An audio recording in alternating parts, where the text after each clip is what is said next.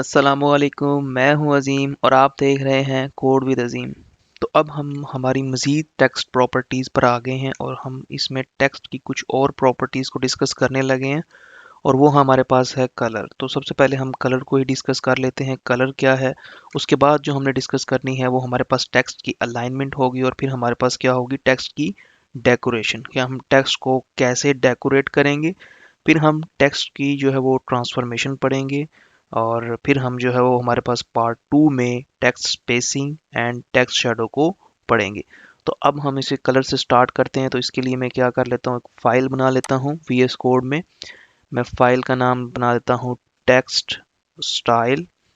तो text style dot HTML आपके पास जो है वो लिखना ज़रूरी है और उसके बाद हम एमिट का इस्तेमाल करते हैं और हमारे पास जो है वो बॉडी टैग में हम इसकी जो है वो H1 लिख देते हैं। सॉरी, ये गलत जगह पर लिखा जा रहा है। बॉडी टैग में हम क्या लिखते हैं, H1, और H1 में हम लिख लेते हैं टेक्स्ट स्टाइल। ठीक है, तो टेक्स्ट स्टाइल को इसको हम सेव करते हैं और उसके बाद हमारे पास जो टेक्स्ट स्टाइल है इसको हम क्या कर लेते हैं, यहाँ पर ओपन विद लाइव सर्वर कर लेते हैं। तो यहाँ पर आपके पास टेक्स्ट स्टाइल नज़र आ रहा है। आपने इसको कलर देना है तो सिंपल आपके पास CSS अप्लाई करेंगे और कलर हमारे पास जो है वो उसको दे देंगे। तो उसके लिए मैं इसमें यहाँ पर इंटरनल ही CSS यूज़ करने लगा हूँ, क्योंकि हमारे पास जो है वो CSS ज़्यादा नहीं होने वाली है, इसलिए हम क्या करेंगे, इंटरनल ही CSS यूज़ कर लेंगे। अगर आपके पेज में ज़्यादा CSS हो रही है तो आप HTML का कोड साइड पे रखें और CSS का कोड साइड पे रखें। तो मेरे कोड में तो ज़्यादा नहीं होगी, मुझे पहले ही पता है, तो इसलिए मैं क्या करूँगा, यहाँ पर ही अप्लाई कर दूँगा। तो हमारे पास प्रॉपर्टी है कलर, लेकिन हमने कलर को किस पर अप्लाई करना है, हमने H1 पर अप्लाई करना है। ये हमारे पास सिलेक्टर होगा और हमारे पास प्रॉपर्टी थी कलर। तो कलर हमारे पास जो है वो आप यहाँ पर ये देखें, बहुत से कलर आ गए हैं, यहाँ से भी आप सिलेक्ट कर सकते हैं। और इसके अलावा अगर आप यहाँ से सिलेक्ट नहीं करते हैं तो आप अपनी मर्ज़ी से भी कलर दे सकते हैं। मैंने ये कलर जो है वो 10 के नाम से सिलेक्ट कर लिया है।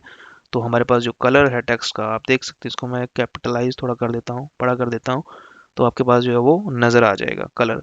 तो ये कलर आप अपनी मर्ज़ी से दे सकते हैं। इसके बाद हमारे पास प्रॉपर्टी है टेक्स्ट अलाइनमेंट। टेक्स्ट अलाइनमेंट आपके पास 3 तरह से होती है, सेंटर, लेफ्ट, राइट। तो हम 3 तरह से कर सकते हैं। चलें, इसको देखने के लिए हम फिर यहाँ पर आ जाते हैं और अब हम यहाँ पर इस कलर को थोड़ा इसको सही कर लेते हैं, कोई अच्छे वाला कलर कर देते हैं।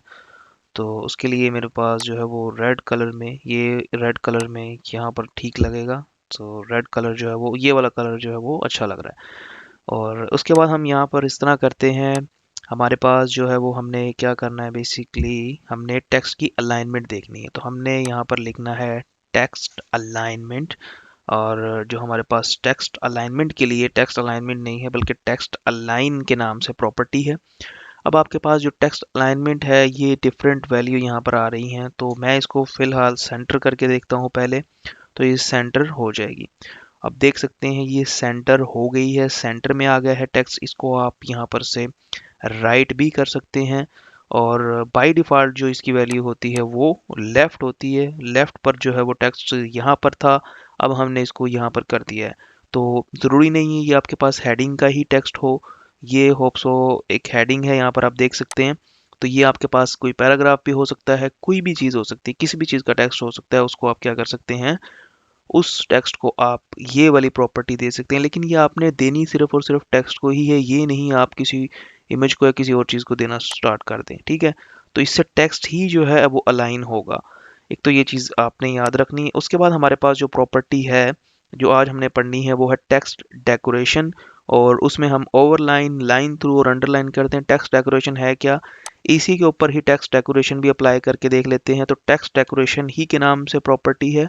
और ये प्रॉपर्टी क्या है, इसमें जो हमारे पास वैल्यूज़ हैं टेक्स्ट डेकोरेशन में वो हमारे पास हैं लाइक ओवरलाइन।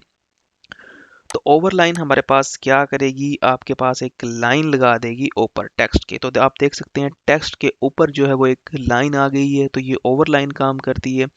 इसी तरह से आप इसकी जगह पर क्या कर सकते हैं, अंडरलाइन भी लगा सकते हैं। तो यहाँ पर इसके अंडर में जो है वो इसके नीचे एक लाइन आ जाएगी और उसको ओवरलाइन भी कर सकते हैं। ओवरलाइन क्या करेगी, इस टेक्स्ट को काट देगी, तो ये ओवरलाइन करेगी काम। ठीक है, तो आप अपनी मर्ज़ी से हमारे पास ओवरलाइन जो है वो ऊपर ही जाएगी, सॉरी हमारे पास ओवरलाइन नहीं है। तीसरी प्रॉपर्टी हमारे पास है लाइन थ्रू। तो लाइन थ्रू क्या करेगी, हमारे पास इसको काट देगी, टेक्स्ट को दरमियान से एक लाइन पास होगी।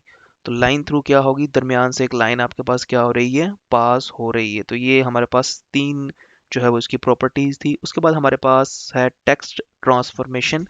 ट्रांसफॉर्मेशन का मतलब ही यही होता है कि आपने उसको कैपिटलाइज करना है, लोअर केस करना है या अपर केस करना है, ठीक है।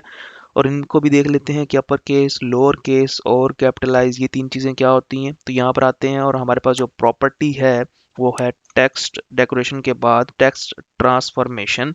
तो ये सारी की सारी प्रॉपर्टी लग भी इसी के ऊपर रही हैं और हमारे पास जो है वो ट्रांसफॉर्मेशन है टेक्स्ट, और उसके बाद आपने यहाँ पर ये माना है और उसके बाद ट्रांसफॉर्मेशन। तो ट्रांसफॉर्मेशन जो है वो यहाँ पर ट्रांसफॉर्म के नाम से है और इसको हम कैपिटलाइज कर देते हैं। तो कैपिटलाइज का मतलब क्या होगा, यहाँ पर चलकर देख लेते हैं कैपिटलाइज से क्या होगा। तो आपके पास कैपिटलाइज का मतलब ये होता है जितने भी आपके पास वर्ड होंगे उनका पहला वर्ड जो होगा वो कैपिटल हो जाएगा। इसको टेस्ट करने के लिए देख लेते हैं, यहाँ पर एक वर्ड लिख देते हैं टेस्ट के नाम से, और इस टेस्ट को मैंने टी स्मॉल लिखा है, लेकिन वहां पर टी आपके पास क्या आ रहा है, कैपिटल आ रहा है, ठीक है। इस लाइन थ्रू को हम यहाँ से कमिट कर देते हैं। तो कमिट करने के लिए इस तरह से हम कमिट कर सकते हैं। तो इसको मैंने कमिट कर दिया है और ये एक अब हमारे कोड का हिस्सा नहीं होगा। तो इसके बाद हम इसे और इसकी जो प्रॉपर्टी दे सकते हैं वो हमारे पास और प्रॉपर्टीज़ हैं लोअर केस। तो लोअर केस क्या करेगा, सारी वैल्यूज़ को लोअर केस में कर देगा। आपके पास कोई भी कैपिटल लेटर नहीं होगा, आप देख सकते हैं कोई भी यहाँ पर कैपिटल लेटर नहीं है। उसके बाद हमारे पास अपर केस, लोअर केस। तो हमारे पास अपर केस रहता है और अपर केस क्या कर देगा, सबको ही कैपिटलाइज कर देगा, मीन्स दैट सबको कैपिटल कर देगा, ठीक है। तो सबको कैपिटल करने के लिए ये आप अपनी मर्जी से जो है वो यूज़ कर सकते हैं। तो ये हमने आज चार चीज़ें देख ली हैं टेक्स्ट की। अगली हमारी जो नेक्स्ट वीडियो आएगी उसमें हम देखेंगे हमारे पास टेक्स्ट स्पेसिंग क्या होती है और टेक्स्ट शैडो क्या होता है।